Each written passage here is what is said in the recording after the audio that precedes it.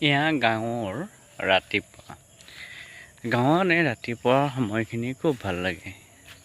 চৰাই চিৰিকটিৰ শব্দই মনটো পুলকিত কৰে। তাৰ লগতে তাৰ নিৰ্মল বায়ুৱে আচলতে গোটেই দিনটোলৈ এক সতেজতা আনি দিয়ে। এইটো চহৰত পোৱা নাযায় আৰু বিশেষকৈ গাঁও অঞ্চলত যথেষ্ট খালী ঠাই পোৱা যায় কাৰণে খোজকাঢ়িবলৈ ভাল আৰু পৰিৱেশটো সুন্দৰ হৈ থাকে।